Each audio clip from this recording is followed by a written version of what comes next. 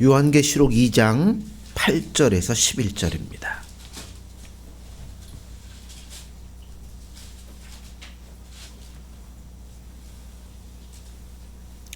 교독합니다. 서머나 교회의 사자에게 편지하라. 처음이며 마지막이요 죽었다가 살아나신 이가 이르시되 내가 내 환난과 공주를 알거니와 실상은 내가 부요하는 자라. 자칭 유대인이라 하는 자들이 비방을 하거니와 실상은 유대인이 아니요 사탄의 희당이라. 너는 장차 받을 고난을 두려워하지 말라. 볼지어다 마귀가 장차 너희 가운데서 몇 사람을 옥에 던져 시험을 받게 하리니 너희가 10일 동안 환난을 받으리라. 내가 죽도록 충성하라. 그리하면 내가 생명의 관을 내게 주리라.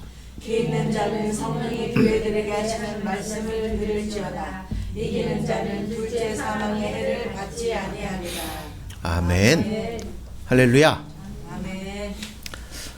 오늘 본문에 나오는 버가모라 하는 도시는 이 서머나라라고 하는 도시는 에베소 도시로부터 북쪽으로 30마일 약 48km 정도 떨어져 있는 항구 도시였습니다. 아시아와 터키 지역에서 제2의 도시로 손꼽힐 만큼 에베소와 으뜸 도시 경쟁을 할 정도로 아주 유명한 도시였습니다. 무역을 해서 돈을 많이 벌었고 부유한 사람들이 많이 살고 있는 곳이었습니다. 이렇게 주변에 있는 사람들이 다 궁색함이 없이 부유하게 잘 살고 있는데 유독 예수 믿는 사람들만 궁핍했습니다. 여기 궁핍이라는 단어는 쌀독에 쌀이 다 떨어져 가지고 한 톨에다 긁으려고 이렇게 박박 긁는 그 소리가 날 정도로 이 적빈한 상태를 가리키는 겁니다. 이 부유한 도시에서 예수 믿는 사람들은 이렇게 가난했습니다. 왜 그렇게 부유한 도시에서 예수 믿는 사람들만이 이렇게 가난할까요? 그것은 그들이 예수님의 이름 때문에 외부로부터 압력을 받았고 예수님의 이름 때문에 외부로부터 고통을 받았습니다. 예수님의 이름 때문에 환난을 당했습니다. 그 환난이 어떤 성격인지 히브리서 10장 32절 34절을 보면 짐작을 할 수 있습니다. 전날에 너희가 빛을 받은 후에 고난의 큰 싸움을 견뎌낸 것을 생각하라. 혹은 비방과 환난으로서 사람에게 구경거리가 되고 혹은 이런 형편에 있는 자들과 사귀는 자가 되었으니 너희가 갇힌 자를 동정하고 너희 소유를 빼앗는 것도 기쁘게 당한 것은 더 낫고 영구한 소유가 있는 줄 알미라 라고 말씀합니다. 그러니까 예수 그리스도를 믿고 그 빛을 받고 난 후에 무엇을 하게 되냐면 고난의 싸움을 하게 되었다라고 말합니다. 즉 예수님의 이름 때문에 사람들로부터 비방을 받고 사람들에게 구경거리가 되었고 때론 감옥에 갇히기도 하고 예수님의 이름 때문에 산업이 몰수를 당하기도 했습니다. 이런 환난 때문에 서머나 교회는 뭐였냐면 가난해졌다는 겁니다. 9절 하반절에 보면 유대인들의 회방을 안다라고 말합니다. 이 환난의 성격을 짐작할 수 있는데요. 유대인들은 자칭 유대인이라고 하지만 이들은 사실은 뭐냐면 사탄의 회중이라 표현을 합니다. 왜 사탄의 회중이라고 말할까요? 요한복음 8장 44절에 보면 사탄은 모든 거짓말하는 자들의 아버지라고 말합니다. 거기에 보면 진리가 그 속에 없으므로 진리에 서지 못하고 거짓을 말할 때마다 제 것으로 말하나니 이는 그가 거짓말장이요 거짓의 아비가 되었습니다. 이 유대인들은 자기들의 아비 사탄의 영향력을 받아가지고 거짓말을 만들어내기 시작해요. 사실을 사실이 아니라고 그러고 사실을 더 크게 확대를 시켜서 오히려 서머나 교인들을 핍박하고 괴롭히는 자들이 유대인들이었습니다. 그것도 누구의 이름을 앞세우고 여호와 하나님의 이름을 앞세우고 이렇게 괴롭혔다는 겁니다. 당시 서머나 교인들, 이 교회의 어떤 고난, 유대인들의 회방을 짐작할 수 있는 또 하나의 사건이 있습니다. 폴리갑이라는 이름은 다 들어보셨을 거예요. 서머나의 감독입니다.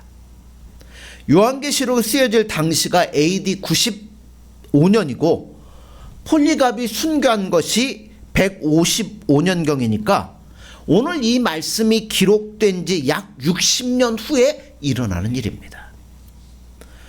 폴리갑이 서머나에서 목회를 하고 있을 때 11명의 교인들이 잡혔습니다. 그리고 많은 사람들이 보는 가운데서 원형극장이라고 그러죠. 원형경기장. 거기에서 사자밥으로 찢겨 죽었습니다. 이 소식을 들은 폴리갑이 마음이 얼마나 아팠겠어요. 그래서 조용한 곳에 가서 기도를 하기 시작했습니다. 기도를 하는 중에 사람들이 찾아와서 그를 체포했습니다. 그리고 원형극장으로 그를 끌고 갔습니다. 이때 유대인들과 이방인들이 합세를 해서 억제할 수 없는 분노와 큰 소리로 폴리갑을 참소를 하는데 이렇게 얘기를 합니다. 이놈은 아시아의 선생이요 그리스도인들의 아비요 우리 신들을 파멸시키는 놈이요 수많은 사람들에게 제사와 경배를 하지 말도록 가르치는 놈입니다. 하고 회방을 하면서 아시아의 총독과 대제사장으로 하여금 폴리갑을 화형시키도록 소리를 지르기 시작했습니다. 10계명 가운데 안식일에 대한 계명이 있죠. 안식일을 지키라고, 철저히 지키라고. 유대인들은 뭐를 철저히 지키냐면 이 안식일을 누구보다도 철저하게 지킵니다. 예를 들자면 이런 거예요. 안식일 날이 됐어요. 이 침대가 있고 침대 위에 물건이 있는데 이걸 손으로 잡아가지고 옮기면 안식일에 일을 한 거예요. 어떻게 치워야 돼요? 엉덩이로 슬슬 밀어갖고 치우거나 아니면 몸으로 밀어갖고 치우면 손을 안 썼으니까 일을 안 했다고 그들끼리 생각합니다. 또 안식일날 어떤 사람이 찾아왔어요. 우리 집에 찾아왔는데 이제 집에 찾아왔어요. 어떤 물건을 가지고 왔어요. 그럼 물건을 받을 때 대문의 경계선이 딱 있잖아요. 그 경계선을 넘어가서 손으로 받으면 일이 되는 거고 선을 넘지 않고 안에서 받으면 일이 아니라고 스스로 생각을 하는 겁니다. 그걸 범하지 않으려고 손을 조심하는 거예요. 자, 이렇게 안식일을 철저하게 지키는 사람들이 폴리갑이 잡힌 날이 언제는 안식일이었어요. 뭐를 지고 와요? 화형을 시키려면 장작이 있어야 될 거 아니에요. 안식일 날 일하지 말라고 하는 사람들이 장작개비를 막 어깨다 쥐고 산더미처럼 쌓아놓고 폴리갑을 화형시키라고 소리를 지르기 시작합니다. 이게 유대인들의 회방입니다. 그러니까 서머나 교회는 이런 유대인들의 회방 때문에 환난을 당했고 환난 때문에 뭐 할 수밖에 없냐면 궁핍해 줄 수밖에 없는 교회가 서머나 교회였습니다. 이렇게 볼 때 서머나 교회는 어떤 교회였냐면 끝까지 예수님에 대한 신의를 놓지 않고 충성하는 교회였습니다. 이런 충성하는 교회에 대해서 예수님이 뭐라고 평가를 하셔요? 9절에 보면 내가 내 환난과 궁핍을 알거니와 실상은 내가 뭐한 자라고요? 부요한 자니라. 자칭 유대인이라 하는 자들의 비방도 알거니와 실상은 유대인이 아니오 사탄의 회당이라. 서머나 교회는 부유한 환경 속에서 예수님의 이름 때문에 회방당하고 예수님의 이름 때문에 환난을 당해서 가난해진 적빈한 상태의 교회였습니다. 그런데 예수님 보실 때는 어떻다고요? 부유한 교회라고 말합니다. 아무 가진 것이 없어도 예수님이 보실 때는 부자 교회가 어떤 교회냐면 서머나 교회였다는 겁니다. 저는 이런 말씀을 살펴볼 때 물질이 많은 사람들 가운데서도 더러 가뭄에 콩나듯이 믿음에 부유한 사람을 종종 볼 때가 있습니다. 재물이 많지만 재물을 의지하지 않고 예수님께 소망을 두면서 예수님이 기뻐하는 일들을 위해 사용하는 자들을 볼 때 얼마나 예수님이 기뻐하실지 눈에 훤하게 보입니다. 서머나 교회는 이렇게 볼 때 현재 고난 때문에 가난해졌는데 이 가난한 중에도 끝까지 뭐하냐면 예수님께 충성을 다하는 교회였습니다. 그 충성하는 교회를 향해서 예수님이 뭐라고 말씀하냐면 10절에 보세요. 너는 장차 받을 고난을 두려워하지 말라. 볼지어다 마귀가 장차 너희 가운데에서 몇 사람을 옥에 던져 시험을 받게 하리니 너희가 10일 동안 환난을 받으리라. 내가 죽도록 충성하라. 그리하면 내가 생명의 관을 내게 주리라. 자, 서머나 교회보다 먼저 나온 교회가 어디냐면 에베소 교회입니다. 에베소 교회는 어떤 교회였어요? 주님을 위해서 열심히 일하는 교회였어요. 뭐 이단도 드러내고 막 일할 때 열심을 다하는 교회였어요. 근데 뭐가 문제였어요? 첫사랑을 잃어버린 교회라고 예수님이 책망을 했습니다. 그런데 서머나 교회는 과거의 첫사랑을 회복할 필요도 없어요. 왜요? 처음부터 끝까지 충성하고 있는 교회였기 때문에 이 말씀이 필요가 없다는 겁니다. 그러니까 뭐만 하면 돼요? 지금까지 지켜왔던 그 믿음, 그것들을 충성하며 끝까지 가면 되는 겁니다. 그래서 현재의 충성을 유지하도록 뭐 하라고요? 잘하고 있다. 죽도록 충성해라. 주님 말씀하는 겁니다. 이 말씀을 하실 때 앞으로 이 교회에 뭐가 있을 것? 고난이 있을 것들을 또한 예고를 하셨습니다. 장차 받을 고난이 있다는 거예요. 마귀가 몇 사람을 감옥에 넣을 것인데 그래서 며칠 동안요? 10일 동안 환난을 당한다는 겁니다. 자, 10일 동안 고난을 당한다는 것은 그 고난이 뭐라는 거예요? 한시적이라는 겁니다. 그 다음에는 뭐예요? 해방을 누린다는 이야기죠. 주님이 현재 고난을 당하고 있는 교회를 향해서 야, 앞으로 고난이 조금 더 있을 것인데 왜 이렇게 예고를 하실까요? 그렇죠. 그 고난에 대해서 각오를 하라는 겁니다. 제가 지난주에 예수님에 대한 말씀 얘기하면서 예수님도 십자가의 고난을 각오하셨다는 말을 했어요. 누가복음 9장 51절에 보면 예수께서 승천하실 기약이 차감해 예루살렘을 향하여 올라가기로 굳게 결심하시니라 라고 말씀했습니다.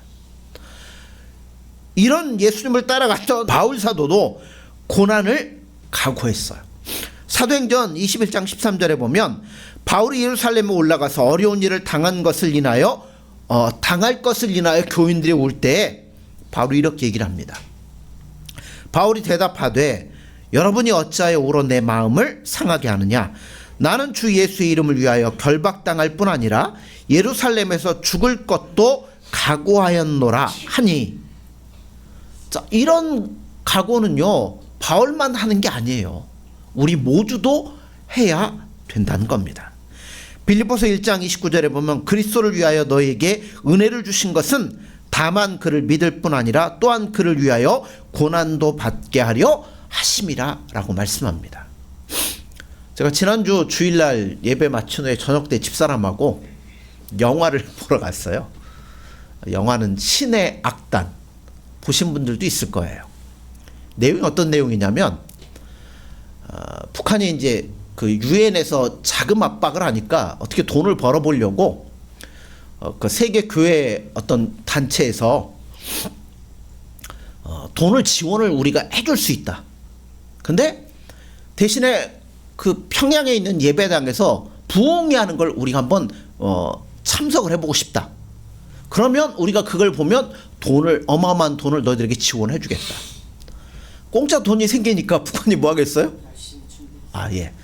자, 그 부흥회를 하려면 뭐가 있어야죠? 찬양을 뜨겁게 될 거 아니에요. 그러니까 찬양단을 하나 이제 만드는 거예요. 근데 그냥 기존에 유명했던 악단을 이렇게 데리고 오면 안 되니까 찾다 어느 이름 모를 악단을 하나 딱 이제 섭외를 했어요. 그래요. 그들에게 뭘 하냐면 이제 찬양 연습을 막 시키는 거예요. 근데요, 그 사람들이 어떤 사람들이었냐면 이름 없는 악단이지만 실상은 예수님을 믿는 사람들이 모여있는 악단이었어요.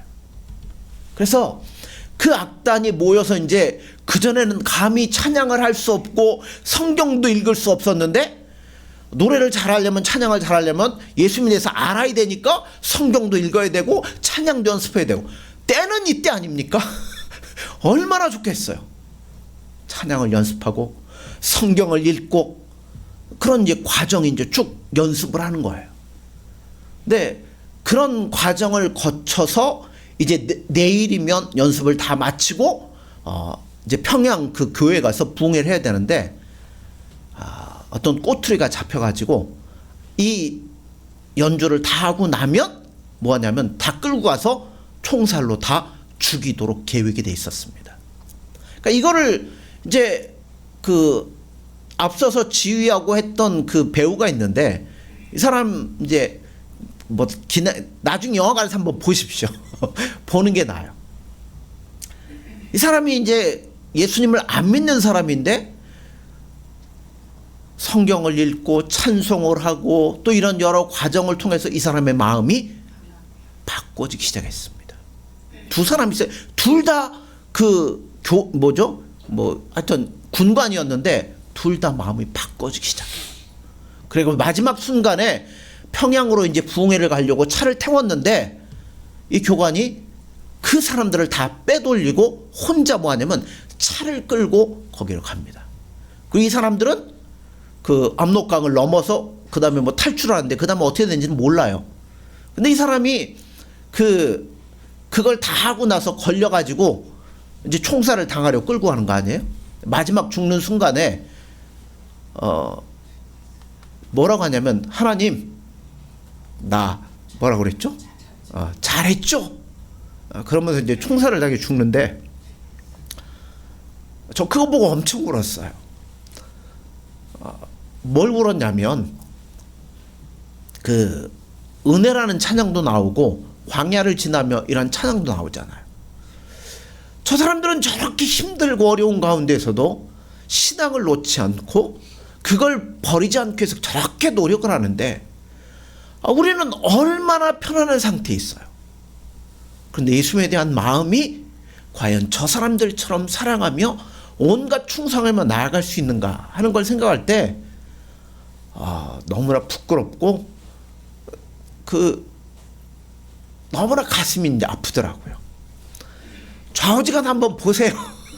끝나기 전에 한번 보시면 우리가 생각할 수 있는데요. 그러니까 이 고난 지금 얘기하잖아요. 그 고난 가운데서 믿음을 지키고 신앙을 지키는 그 모습을 보는데, 근데 요즘은 우리가 예수님을 위해 고난 이야기하면 전혀 먹혀들질 않아요. 왜냐하면 너무나 평안하기 때문에 그렇습니다. 근데요, 요즘도 고난 당하는 길은 얼마든지 있을 수 있습니다. 디모데후서 3장 1절 2절을 보면 우리가 너무나 잘 알죠. 너는 이것을 알라. 말세에 고통하는 때가 이르러 사람들이 자기를 사랑하며 돈을 사랑하며 자랑하며 교만하며 비방하며 부모를 거역하며 감사하지 아니하며 거룩하지 아니하며. 자, 요즘 자기를 사랑하는 시대잖아요. 나를 사랑하니까 나를 가꾸고 나를 치장하려면 뭐가 있어야 돼요? 돈이 있어야 되죠. 그러니까 뭘 사랑해요? 돈을 사랑합니다. 돈 가지고 나면 어떻게 돼요? 자긍하며 교만해집니다. 얼마 전에 유튜브 같은 걸 뉴스를 보다 보니까 그 주차장에 남들은 이렇게 주차선에 맞춰 세워놨는데 벤츠 차량이 가로로 3칸을 차지하고 딱 세워놨어요. 왜 그랬을까요?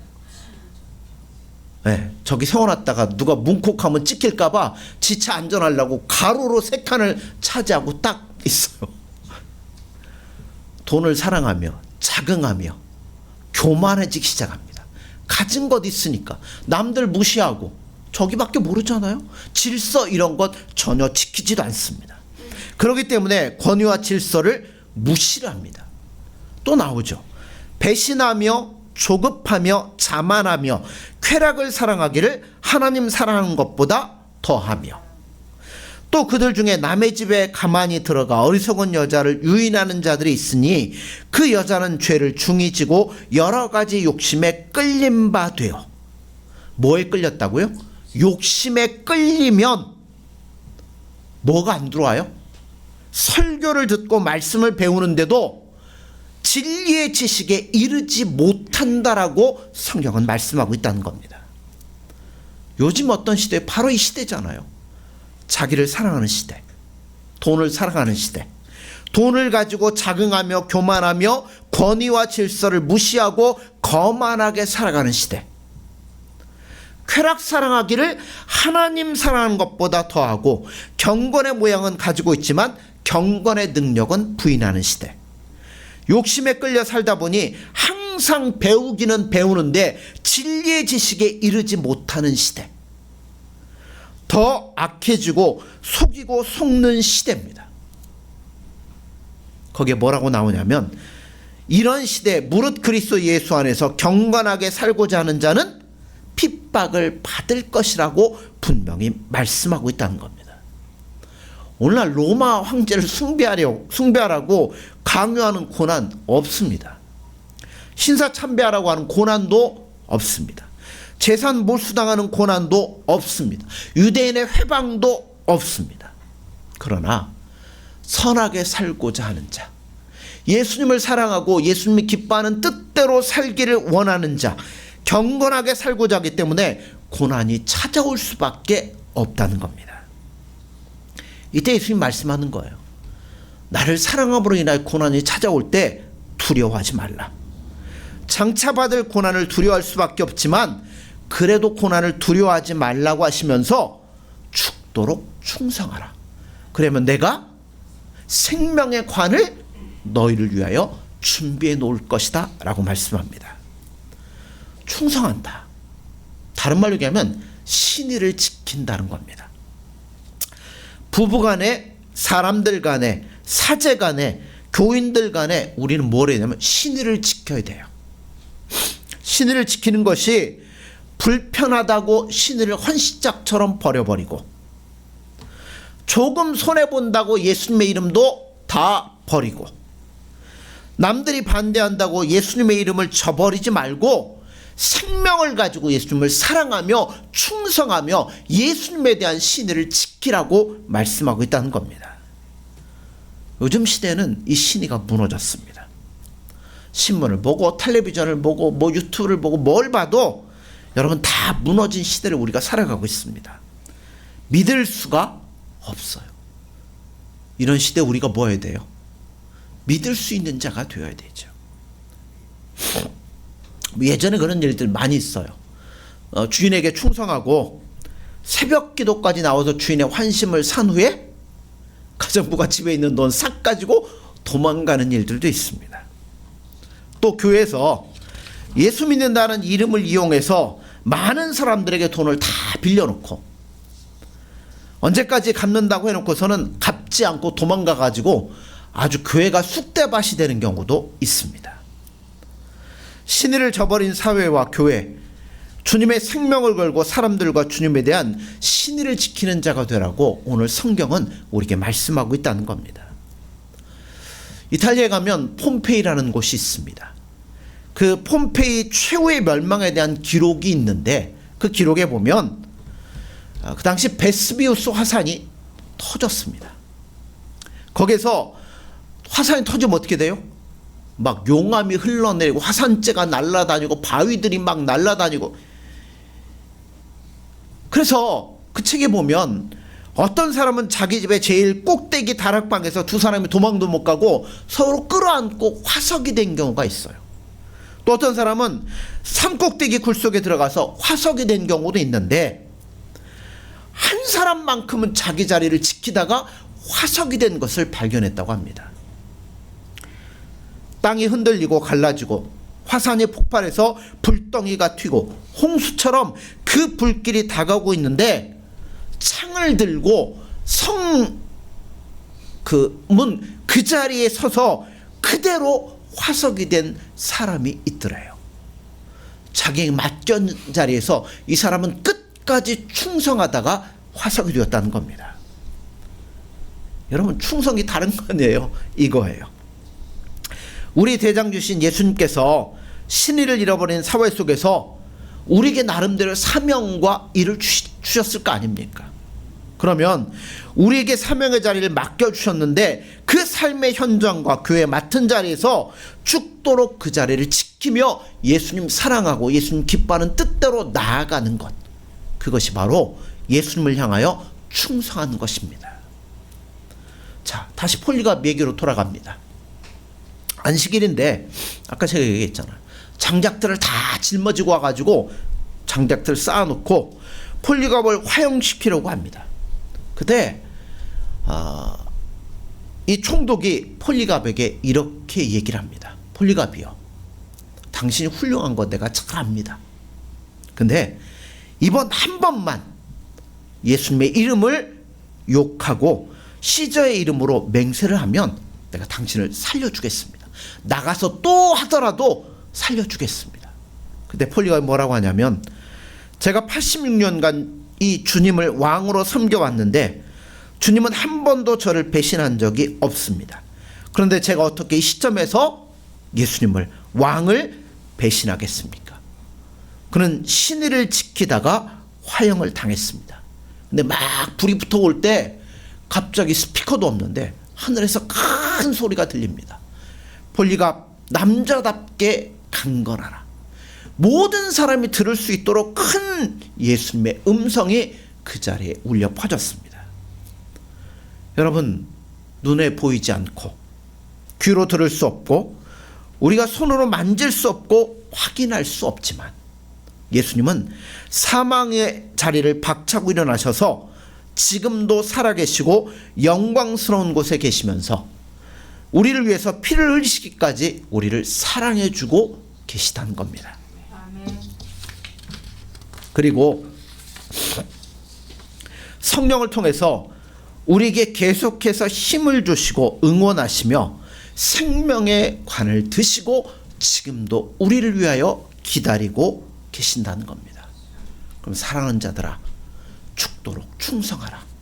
잠깐의 환난이 있을지라도 금방 지나갈 거니까 끝까지 나에 대한 충성과 신의를 저버리지 말라라고 말씀합니다.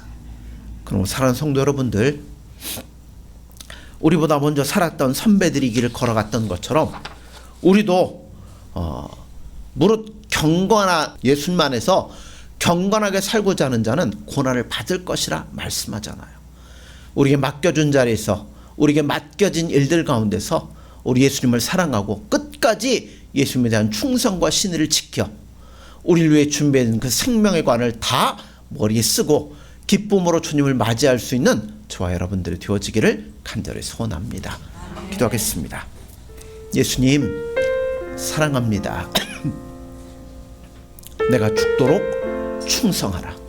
그러면 내가 생명의 관을 너희를 위하여 줄 것이라 말씀하신 그 예수님의 말씀을 들으면서 오늘도 저희들이 예수님의 이름 때문에, 예수님의 생명 때문에 어려움을 당하고 환난에 처해질지라도 끝까지 예수님에 대한 신의와 충성을 잃어버리지 않고 주님 사랑하며 예수님 앞에 믿음으로 나아갈 수 있는 저희들의 삶이 될 수 있도록 함께하여 주옵소서. 예수님의 이름으로 기도드립니다.